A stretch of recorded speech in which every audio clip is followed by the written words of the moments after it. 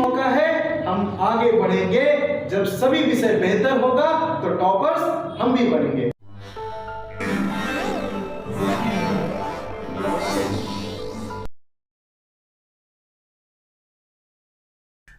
Welcome warriors. As you know, we hope and we believe every student is a warrior in herself himself. जी हाँ, हमारा विश्वास है और हम ऐसा मानते हैं कि हर विद्यार्थी अपने आप में एक योद्धा है और योद्धाओं को उनके जंग में जीत दिलाने के लिए ही हम आए हैं आज लेकर के बिहार स्पेशल के बारे में। जी हाँ, तो हर विद्यार्थी एक योद्धा है और कैसा, हम ये मानते हैं कि विद्यार्थी वह योद्धा है जो अपने हर जंग में या तो जीत जाता है या तो सीख जाता है। जी हाँ, तो आइए तैयार हो जाइए जंग को जीतने के लिए। तो हमारा जैसा कि जानते हैं अप्रैल महीने में कई एग्जाम्स आ रहे हैं बिहार से रिलेटेड। जैसे बिहार में बीपीएससी प्री 67th का प्री होने जा रहा है 30 अप्रैल को और बिहार एसआई मेंस का भी एग्जाम होने जा रहा है वही अप्रैल में ही। तो ऐसे में विद्यार्थियों को बिहार से संबंधित कई सवाल आते हैं जो उनको परेशान करते हैं और हम नहीं चाहते कि आपका कोई सवाल छूटे और आप जंग को हार जाएं। तो आइए शुरुआत करते हैं इंडियन वॉरियर क्लासेस में। आप सभी का स्वागत है एक बार फिर से। मैं आर.के. राजा सर आपको पढ़ाने जा रहा हूं बिहार स्पेशल के बारे में। तो आइए जानते हैं। तो हम आपको लगातार बिहार स्पेशल से, बिहार से संबंधित जो प्रश्न आते हैं आपको अपडेट कराएंगे ताकि आप उतने ही बेहतर तरीके से तैयार करें और जंग को सुनिश्चित तरीके से जीत पाए। तो आइए जानते हैं बिहार। जैसा कि देख सकते हैं कि बिहार यानी भारत में और भारत यानी एशिया में, और एशिया अर्थात हम जानते हैं कि विश्व में 7 महाद्वीप हैं, जिसमें 7 महाद्वीप में सबसे बड़ा महाद्वीप एशिया महाद्वीप है और एशिया में उसके दक्षिण में स्थित है भारत। और भारत में हमारा क्या है, एक राज्य है बिहार। आइए जानते हैं बिहार के बारे में, बिहार की खासियत के बारे में। तो अगर थोड़ा सा समझने की हम कोशिश करें कि बिहार की वर्तमान स्थिति क्या है, तो ठीक वैसी है बिहार की स्थिति भारत में, ठीक वैसे ही है जैसे कि पूरे विश्व में भारत की स्थिति है। समझ में नहीं आया? आइए समझाते हैं। देखिए कुछ आपको तथ्य लिखे हुए हैं। अगर हम भारत की बात करें तो भारत क्या है, उत्तरी गोलार्ध में स्थित है और पूर्वी देशांतर में है। अगर तो भारत की जो क्षेत्रफल है वो कितनी है, पूरे भूभाग का भारत जो है 2.4% है। और आप ये भी जानते हैं कि क्षेत्रफल की दृष्टि से भारत जो है कौन सा रैंक है, 7th रैंक पर आता है।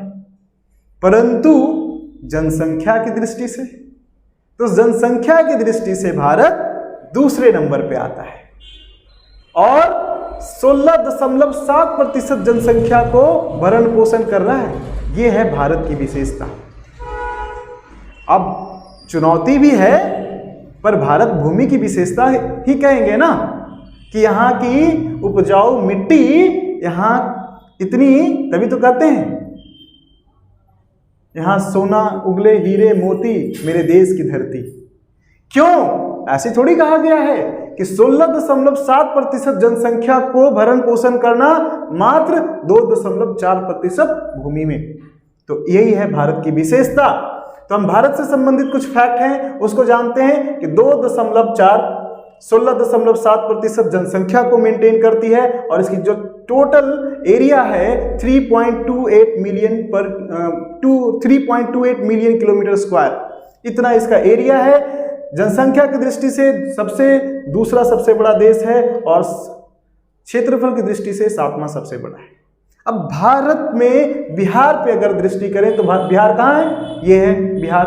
अब उसमें बिहार के जो अगर फैक्ट्स देखें तो क्या है, तो बिहार भी देखिए, भारत में बिहार का जो भूभाग है कितना प्रतिशत है, 2.8% है।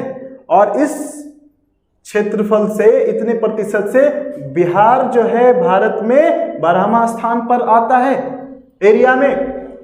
और ये भी बिहार भी जनसंख्या की दृष्टि से कौन सा रैंक है? तीसरा सबसे बड़ा राज्य है। यूपी महाराष्ट्र के बाद बिहार ही है। और इसकी जो क्षेत्रफल है 94,163 किलोमीटर स्क्वायर है। तो ये आपने देखा, और मैंने आपको कहा था कि बिहार की जो स्थिति अभी भारत में है कैसी है? ठीक वैसी ही है जैसे पूरे विश्व में स्थिति किसकी है? भारत की है।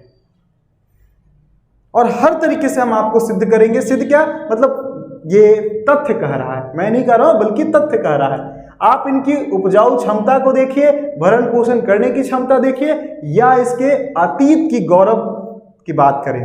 जिस तरीके से भारत कभी विश्व गुरु था, उसी प्रकार से बिहार भी क्या था? विश्व गुरु था। और यही वो धरती है, यही वो भूमि है जहां से गौतम बुद्ध ने सबको ज्ञान का मार्ग दिखाया। तो हम यही कह सकते हैं कि अतीत जैसे भारत का गौरवशाली है पूरे विश्व में, वैसे ही बिहार का अतीत गौरवशाली है पूरे भारत में और पूरे विश्व में। वैसे ही तो हम देख सकते हैं कि वही क्षमता है कि अगर भारत विकसित होता है और पूरे विश्व को नेतृत्व करता है और नेतृत्व करने की क्षमता रखता है, ठीक वैसे ही बिहार विकसित होता है तो वो भी भारत को नेतृत्व करने की क्षमता रखता है और भारत को विश्व गुरु बनाने में योगदान दे सकता है।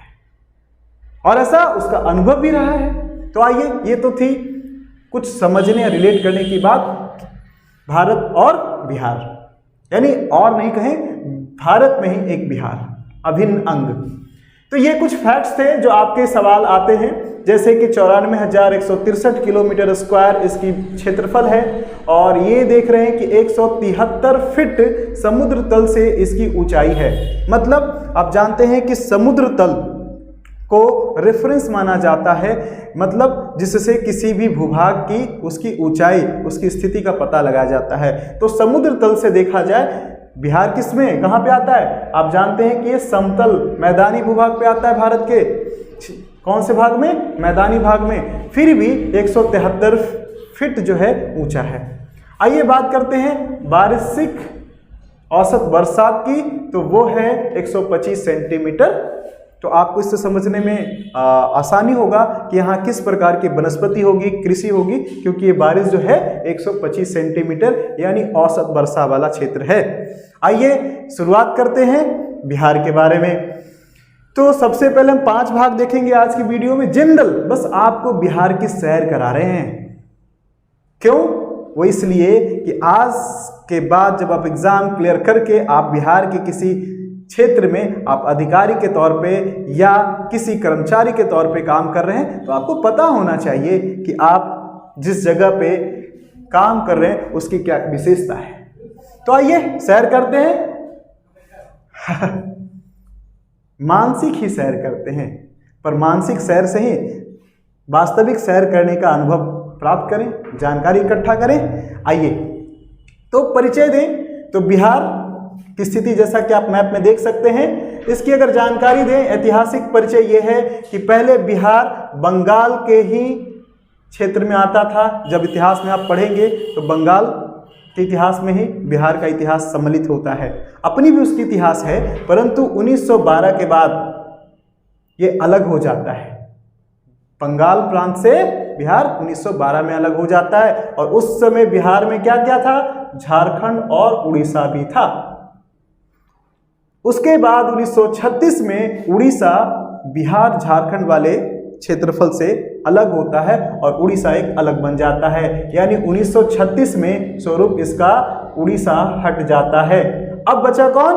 बिहार झारखंड का स्वरूप, यानी वो भी 2000 में, जैसा कि आप जानते हैं 15 नवंबर 2000 को झारखंड भी अलग हो जाता है, और अब बिहार का स्वरूप सिर्फ कैसा बचा है? तो ये बचा है। तो आपको समझ में आ गया कि आज जिस बिहार की बात कर रहे हैं वो ये है। ठीक, तो ये था आज बिहार का जो आकार है वो कुछ इस प्रकार का है, जैसा कि आप मैप में देख सकते हैं। तो ये थी छोटी सी जानकारी। हम इतिहास में और डिटेल में पढ़ेंगे इतिहास वाले वीडियोस में कि कैसे इसका इतिहास है। बिहार का इतिहास के लेकर के हम एक वीडियो ही लेके आएंगे। फिलहाल आगे बढ़ते हैं, इसके लोकेशन की बात करें। देखिए, जब कभी लोकेशन क्या, यानी वह देशांतर पढ़े आप लोगों ने, है ना, लैटिट्यूड और लॉन्गिट्यूड, उसके माध्यम से हम किसी लोकेशन, किसी एरिया का एग्जैक्ट लोकेशन फाइंड करते हैं। कैसे? जब कोई एरोप्लेन से जा रहा होता है ऊपर, तो वो कैसे पता करता है? ऊपर से तो ये नहीं दिखाई दे रहा होता ना कि वो नदी है या फिर वो बिल्डिंग दिखाई दे रही है या पेड़ दिखाई दे रहा है। वहाँ रेफरेंस किसको मानेंगे? वहाँ लैटिट्यूड और लॉन्गिट्यूड को माना जाता है। तो यहाँ पे हम जब भारत की बात करते हैं तो वहाँ पे भी हम लॉन्गिट्यूड की बात करते हैं, लैटिट्यूड की बात करते हैं। और आपको पता है कि 8 डिग्री 7 जो नॉर्थ है नीचे है और लगभग 37 डिग्री समथिंग जो है ऊपर है। सेम इधर अगर बात करें तो 68 डिग्री समथिंग है और इधर 97 डिग्री समथिंग है। तो ये भारत का जैसे एक एग्जैक्ट लोकेशन बताने का है विश्व परिदृश्य में, वैसे ही बिहार का भी है। तो बिहार का कितना है? तो 24 डिग्री 20 मिनट ऐसा है, 24 डिग्री 20 मिनट, यानी 24 डिग्री 20 मिनट क्या है? नीचे कितना? उत्तरी यानी नॉर्थ। क्यों? क्योंकि भारत कहाँ है? नॉर्थ है। ये 8 डिग्री है तो इससे ऊपर कहाँ? 24 डिग्री यानी 24 डिग्री ऊपर है। और इसका मैक्सिमम जो ऊपर वाला पार्ट है कितना है? 27 डिग्री 3 मिनट। यानी कि आप देख सकते हैं कि लगभग कितने का अंतर है? 3 डिग्री का अंतर है ना। और आगे बात करें देशांतर की, कि देशांतर में कितने अंतर है? तो यहाँ 83 डिग्री 19 मिनट है, तो वहीं यहाँ पे 88 डिग्री 17 मिनट है। तो आप यहाँ भी देख सकते हैं कितना अंतर है? 83 से 88 यानी लगभग 5 डिग्री का अंतर है। तो 5 डिग्री यानी लंबाई ज़्यादा हुई और चौड़ाई जो है थोड़ी कम हुई। तो इसीलिए इसकी जो डायमेंशन है कि आप यहाँ से यहाँ जाएंगे लगभग तो 483 किलोमीटर है। वही इसकी चौड़ाई की बात करें ऊपर से नीचे तक की तो 345 किलोमीटर है। बिल्कुल, ये भी आपने देखा। तो लगभग आप समझ गए कि अगर आप बाइक से निकले 50 के एवरेज से तो कितना 10 घंटे पार करने में लग जाएगा आपको बिहार। और अगर इधर से निकले तो 345 तो 6.5 घंटे, 7 घंटे मान के चलिए। 7 घंटे में ऊपर से नीचे, उत्तर से दक्षिण बिहार घूम लेंगे और पश्चिम से पूरब घूमने के लिए आपको 10 घंटे लगभग 50 की एवरेज से अगर आप बाइक चला रहे हैं तो कभी घूमिए बिहार में। काफ़ी चीज़ घूमने वाली बातें हैं, घूमने जैसी जगह है। आइए फिलहाल जानते हैं, लोकेशन हमने पढ़ लिया। अब बात करें डायमेंशन की, तो हमने पढ़ लिया कि 94,163 किलोमीटर स्क्वायर इसका भूभाग है, जिसमें गंगा नदी इसको 2 भागों में बांटती है। लगभग थोड़ा सा एरिया यानी 50-50 नहीं, थोड़ा सा अधिक इधर है और उसके बाद इधर है। 58% लगभग इधर है, 58, और बाकी जो है बचा इधर है। तो उत्तरी बिहार और दक्षिणी बिहार, गंगा इसे 2 भागों में बांटती हुई चली जाती है। और क्या जानेंगे बिहार के बारे में? तो थोड़ा सा सैर करते हैं। आज हमने जैसा कि आपको कहा कि हम लोग मानसिक सैर करेंगे और वास्तविक सैर की तरह आनंद लेंगे। तो आइए देखिए, आप बिहार में आएंगे तो आपको थोड़ा सा एडमिनिस्ट्रेशन जान लेना, क्योंकि बिहार के बारे में कहा जाता है कि राजनीति की बात हो और बिहार की बात ना हो तो बात अधूरी सी लगती है।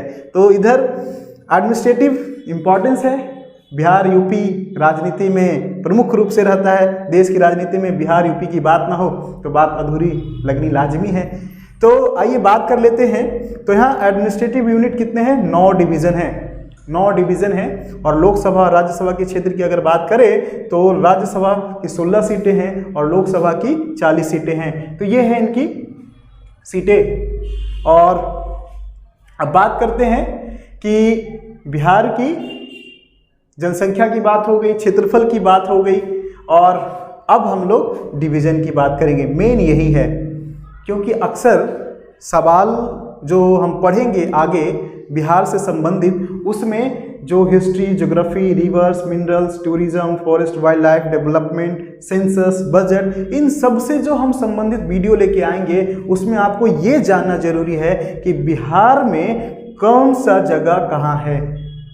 तो जो बिहार के लोग हैं उनके लिए तो आसान है कि थोड़ा ये याद कर लेते हैं कि कौन सा प्रमंडल है, कौन सा डिवीज़न कहाँ है और उसमें कौन सी जिला है। लेकिन जो बिहार के बाहर के विद्यार्थी हैं उनके लिए मुश्किल हो जाता है, ज़रा इनको थोड़ा याद कर लेना। तो आइए हम इसको थोड़ा सा अपने मैप की मदद से समझने की कोशिश करते हैं, बहुत आसान। तो आप अगर बिहार का मैप बनाएंगे तो थोड़ा सा कैसा मैप बनेगा, ऐसा बनेगा आपको, ठीक। तो ऐसा मैप बन रहा है आपका। तो आप देखिए क्या करिए, इसके पूरे जिले को, डिवीज़न को समझने के लिए तो हमने जैसा कि बताया कि ये गंगा रिवर है जो बिहार को 2 भागों में बांट देती है। उसके बाद अगर आप एक ऑरिजिन खींचें, जैसे कि आप कोऑर्डिनेट ज्योमेट्री पढ़ते हैं ना, तो उसमें क्या बनाते हैं, एक प्लेन को 2 एक्स एक्सिस और वाई एक्सिस से डिवाइड करते हैं और 4 क्वाड्रेंट बनाते हैं। सेम इस तरीके से अगर करेंगे तो आपको 4 भाग बन जाएगा बिहार का। और बिहार में भी आप देखिए तो उत्तर बिहार में 5 प्रमंडल हैं, यानी 5 डिवीजन हैं। कौन कौन, ये 1 डिवीजन, ये 2 डिवीजन, और ये 3रा डिवीजन, ये 4था डिवीजन और ये 5वां डिवीजन। कितने, तो number 1, number 2, number 3, number 4, number 5। हमने आपको बताया पहले ही कि 9 डिवीजन टोटल हैं, जिसमें से 5 डिवीजन क्या है, उत्तर बिहार में है। और क्यों 5 है, यानी होना तो चाहिए था 9 है ना, तो 5 यानी एक ज़्यादा है। तो मैंने बताया ही कि उत्तरी बिहार का क्षेत्रफल दक्षिणी बिहार के क्षेत्रफल से थोड़ा अधिक है और इसलिए उसको 5 अलग अलग डिवीजन में बांट दिया गया है। तो हमने ये देखा, मैप में भी देखिए याद करने में आसान होगा। ये एक अलग डिवीजन है, एक अलग डिवीजन है, एक अलग डिवीजन है, फिर ये अलग डिवीजन है, ये अलग डिवीजन है। तो देखिए एक क्वाड्रेंट में इधर 3 बन रहे हैं, लगभग 3 है, और इधर 2 बन रहे हैं। सेम अब नीचे बहुत आसान है कि यहाँ पे आपका एक डिवीजन अलग है और ये एक डिवीजन अलग है, और इधर का एक डिवीजन अलग है और इधर का एक डिवीजन अलग है। तो 4 ही डिवीजन हुए। आइए देखते हैं, 6, 7, 8 और ये 9, और ये 9 डिविजन्स हैं टोटल। कौन कौन, तो आइए इसको सारण, तिरहुत, दरभंगा, कोसी और ये पूर्णिया, ये 5 प्रमंडल हो गए। फिर भागलपुर प्रमंडल, मुंगेर प्रमंडल, मगध प्रमंडल और पटना प्रमंडल। तो बस रोहतास भी बोलते हैं, रोहतास क्योंकि सबसे बड़ा है, रोहतास प्रमंडल। तो आसान तो है। फिर से एक बार पढ़ते हैं, सारण, जिसमें सारण, सिवान, गोपालगंज आता है, तो सारण सिवान प्रमंडल यानी सिवान प्रमंडल, तिरहुत प्रमंडल, फिर कौन सा, दरभंगा प्रमंडल, कोसी प्रमंडल, पूर्णिया प्रमंडल, फिर भागलपुर प्रमंडल, फिर यहाँ पे मुंगेर प्रमंडल, यहाँ पे मगध प्रमंडल और यहाँ पे रोहतास यानी पटना वाला रोहतास प्रमंडल। तो यही हुए 9 प्रमंडल हो गए। अब आइए कि एक जिला को देखते हैं। तो सबसे पास में करते हैं पहले नंबर से। यहाँ पे आपको 3 जिला है। कौन कौन, तो सबसे पहले देखिए सारण है, देख रहे हैं ना पहला प्रमंडल, तो सारण, सिवान, गोपालगंज। तो ये वाला एरिया में 3 है, सारण, सिवान, गोपालगंज। और जब हम लोग मैप पढ़ेंगे, रिवर्स पढ़ के आएंगे तो देखें कैसे बूढ़ी गंडक आ रही है, तो उससे और इजी हो जाएगा कि ज्योग्राफिकल क्लासिफिकेशन जो है आसानी है याद करना। तो फिलहाल अभी हम जिला को देखते हैं, सारण, सिवान, गोपालगंज। अब इस वाले में देखिए, हमने कहा था ना कि इसे कोऑर्डिनेट ज्योमेट्री की तरह बांटेंगे, तो देखिए लगभग इधर अलग अलग है। तो ये जो है एक अलग प्रमंडल, एक अलग प्रमंडल, और ये बीच वाला अलग, ये अलग, ये अलग। तो इधर कौन है, चंपारण। चंपारण को तिरहुत प्रमंडल बोलते हैं, मतलब तिरहुत वाला प्रमंडल आ जाता है, ये पूरा तिरहुत प्रमंडल है। उसमें पश्चिम चंपारण, पूर्वी चंपारण, छोटा जो है जिला शिवहर, सीतामढ़ी, मुजफ्फरपुर, वैशाली, ये आ गए आपको। तो कैसे याद करेंगे, देखिए यहाँ गंगा नदी है ना। पटना में कौन सा, महात्मा गांधी सेतु पुल है, तो महात्मा गांधी सेतु पुल से जब होके जाएंगे तो आप क्या, हाजीपुर उतरेंगे जो वैशाली जिला में आता है। तो ये वैशाली, और वैशाली आपको याद होगा ना, कहाँ, महावीर यहीं पे रहते थे, है ना। वैशाली बुद्ध से भी जुड़ा हुआ है, महावीर से भी जुड़ा हुआ है वैशाली। तो वैशाली के बाद मुजफ्फरपुर, और मुजफ्फरपुर की लीची बहुत प्रसिद्ध है। तो आगे हम सबको हर जिले की क्या खासियत है ये भी बताएंगे। फिलहाल आप जानिए कि वैशाली, मुजफ्फरपुर और सीतामढ़ी, सीतामढ़ी से तो याद ही है, शिवहर, और पूर्वी चंपारण, पश्चिमी चंपारण, और पश्चिम चंपारण में कौन थे, गांधी जी आए थे, जहां से कहा जाता है कि गांधी जी को मेन गांधी जी यानी महात्मा वहीं से बने थे। तो ये पश्चिम चंपारण। तो आइए, तो याद हो गया पश्चिम चंपारण, पूर्वी चंपारण, शिवहर, सीतामढ़ी, मुजफ्फरपुर, वैशाली। अब आइए कहाँ दूसरे डिवीजन में आते हैं, क्रॉस करते हैं घूमते हुए। तो ये दरभंगा, ये क्या है? दरभंगा, दरभंगा नरेश। तो यही दरभंगा मंडल है, प्रमंडल है। इसमें हम बात करें तो समस्तीपुर, दरभंगा, मधुबनी। और मधुबनी के नाम से तो आप जरूर ही परिचित होंगे क्योंकि मधुबनी पेंटिंग्स काफ़ी प्रसिद्ध है। तो मधुबनी पेंटिंग यानी मधुबनी। अब उसके बाद आगे आते हैं तो कोसी प्रमंडल, बड़ा ही खास है या खतरनाक कहिए क्योंकि यहाँ कोसी नदी है। तो ये है कोसी नदी जो अपना रास्ता बदलते रहती हैं। तो ये देखिए सुपौल है, मधेपुरा है, सहरसा है, ये सब कहाँ आ गए आपके? खगड़िया है, ये सब आपके इस वाले में आ गए। तो ये तीन है, मधेपुरा है ना, तो कोसी प्रमंडल है लेकिन कोसी क्षेत्र नहीं है, इसलिए सुपौल, मधेपुरा और सहरसा ये तीन हो गए आपके। ठीक, अब आगे आइए इस वाले में लास्ट में पूर्णिया प्रमंडल। तो अररिया, किशनगंज, पूर्णिया और कटिहार ये आपके कहाँ आ गए?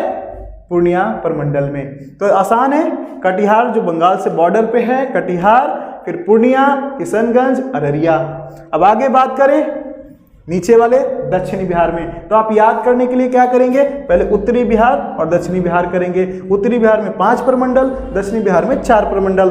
अब 5 प्रमंडल को हम 3 भाग मतलब 1, 2, 3, 4, 5 ऐसे करके बांटेंगे और लगभग सब में देख रहे हैं कि ऐसे ही बट रहा है। इसमें भी 3, इसमें भी 3, इसमें भी 3 और एक कोने वाला 4। तो ऐसे करके याद कर लेंगे, है कि नहीं? इसमें भी देखिए 3, बस इसमें थोड़ा सा एक्स्ट्रा है, 1, 2, 3, 4, 5, 6। थोड़ा सा देख लीजिएगा कि 3 सब में, यहाँ 6 है कि नहीं? आगे बात करते हैं दक्षिणी बिहार में। अगर बात करें तो पटना यानी रोहतास प्रमंडल, तो यहाँ से नालंदा, पटना, भोजपुर, बक्सर, कैमूर और रोहतास, ये सवाल है। ये है मतलब ये जिला है। और एक सवाल आया है बीपीएससी में आया है कि कौन टच करता है दक्षिणी बिंदु को। तो कई बार होता है कि जो नीचे झारखंड है उससे कौन टच करता है। तो ये देख लीजिए कैमूर, ये थोड़ा कंफ्यूज मत होइएगा, नीचे जो है कौन है? लोगों को लगता है कि नीचे तक कैमूर होगा, नहीं, रोहतास यहाँ तक फैला हुआ है और कैमूर ऐसे है। तो ये देख लीजिएगा, मैप का ध्यान रहेगा तभी, नहीं तो क्वेश्चन गलत हो सकता है। तो आइए नालंदा, पटना, भोजपुर, बक्सर, कैमूर और रोहतास, ये हैं पटना यानी रोहतास प्रमंडल में। अब आ जाइए मगध प्रमंडल। मगध प्रमंडल में कौन कौन? जहानाबाद, अरवल। जहानाबाद अरवल पहले एक था, दोनों अलग हो गया, तो जहानाबाद, अरवल, गया और औरंगाबाद, ये 4 जो हो गए मगध प्रमंडल में हो गए। और एम्पायर ऑफ मगधा, तो वही एम्पायर ऑफ मगधा जो राजगिरी कहाँ था? यही राजगीर जाएंगे तो नालंदा और जहानाबाद से निकलेंगे तो राजगीर की पहाड़ियाँ आपको वहाँ मिलेगी और वही प्रमंडल यानी राजगीर, यही मगध साम्राज्य का वो मूल क्षेत्र था। आगे बढ़िए तो ये हो गया आपका मुंगेर वाला इलाका, जिसमें बेगूसराय, खगड़िया, लखीसराय, शेखपुरा, मुंगेर, जमुई, ये आ जाता है आपका पूरा इलाका। तो इसका ध्यान रखना है। मुंगेर काफ़ी इंपॉर्टेंट है, जहाँ कहते हैं कट्टे की फैक्ट्री है, इसके लिए फेमस है ना कि मुंगेर में। तो जमुई, मुंगेर, शेखपुरा, लखीसराय हो गया, खगड़िया, बेगूसराय हो गया, और इधर लास्ट जो है भागलपुर प्रमंडल, जिसमें 2 ही हैं, बांका और भागलपुर। तो ये था आपका एक मानसिक शहर बिहार में आपका। तो हमने बात की कि अगर आप बाइक से हाथ में घूमेंगे तो मतलब कितना किलोमीटर? 10 घंटे लगेंगे, यानी 483 किलोमीटर है। 50 के एवरेज से अगर चल रहे हैं तो 500 यानी कि 10 घंटे के आसपास। और उत्तर से दक्षिण की अगर बात करें मतलब तो कितना? 345 किलोमीटर है, यानी 7 घंटे लग जाएंगे। तो 10 घंटे और 7 घंटे दिमाग में बात रखिएगा 50 के एवरेज से, तो आपको याद हो जाएगा, क्योंकि ये 350 के आसपास यानी 345 किलोमीटर, और ये लगभग 10 घंटे यानी 500 के आसपास है, यानी 483 किलोमीटर। तो ये ऐसे करके आप याद कर सकते हैं। तो ये था 9 प्रमंडल और उसमें अलग अलग जिले। ये इतना महत्वपूर्ण इसलिए है आपको जानना क्योंकि बिहार के जो सवाल आएंगे बीपीएससी प्री में, सेंसस से अधिक जो सवाल होते हैं, बजट से होते हैं, उसके भौगोलिक विशेषताओं से होते हैं, वो तभी आप बता सकते हैं जब आप ये जानें कि कैमूर कहाँ है, भोजपुर कहाँ है, मुजफ्फरपुर कहाँ है, मुंगेर कहाँ है। और आगे फिर ये हम लोग पढ़ेंगे कि इसकी जो भौगोलिक विशेषता है वो कैसी है, कैसे इधर पहाड़ियाँ हैं, फिर कैसे नदियाँ निकल रही हैं, कौन कौन सी नदियाँ आके उत्तरी बिहार से निकलती हैं। आप जानते हैं कि उत्तरी बिहार हमेशा न्यूज़ में रहता है, बाढ़ इलाका, बाढ़ प्रभावित क्षेत्र है, काफ़ी नदियाँ हैं इधर से, कोसी जैसी नदियाँ जो अपना रास्ता ही बदलती रहती हैं। तो ये सारी चीज़ अगर हम मैप के जरिए पढ़ें और समझ के पढ़ें तो मुझे नहीं लगता कि आप कोई भी ऐसा सवाल होगा जो ज़्यादा परेशान करेगा। और एक एक जो जिला है उससे संबंधित, एक एक प्रमंडल है उससे संबंधित विशेषता क्या है, हम आपको अगले वीडियोज़ में लेके आएंगे और कोशिश करेंगे कि विद द मैप आपको हम पूरी समझाएं। जैसे आज हम लोग अगर क्या सीखे तो just general introduction of Bihar, कि थोड़ा ऐतिहासिक देखे, थोड़ा भौगोलिक देखा हम लोगों ने, थोड़ा इसका प्रमंडल देखा, थोड़ा राजनीतिक इसकी जो जनसंख्या है, राजनीतिक स्थिति क्या है, ये सारी चीज़ें हम लोगों ने थोड़ा सा इंट्रोडक्शन किया, यानी एक प्रकार से स्टार्ट किया है, ट्रेलर है बिहार का। एक एक करके डिटेल में मैप के जरिए हम आएंगे और एक बार ट्राई करिए, आप ऐसा मैप बना लेंगे। तो जब भी पढ़े with the help of map पढ़ें और ये दिखाते हुए पढ़े कौन कहाँ है और उससे संबंधित फैक्ट्स को उसी पे लिख लेंगे तो आपको आसानी से याद हो जाएगा और आप आसानी से सवाल को हल कर लेंगे। तो आज के लिए इतना ही, मिलते रहिए। क्यों? क्योंकि फिर से क्या है, हम विद्यार्थी योद्धा हैं और योद्धा अपने हर जंग में इस सोच के साथ लड़ते हैं कि या तो जीत जाएंगे या तो सीख जाएंगे। बिल्कुल, तो हार तो हम लोग होता ही नहीं। कोई भी जंग हो पूरी विश्वास के साथ, आत्मविश्वास के साथ हम लोग लड़ते हैं, क्योंकि हम सोचते हैं, हम मानते हैं, हम वो योद्धा हैं, या तो जीत जाएंगे या तो सीख जाएंगे। Thank you very much.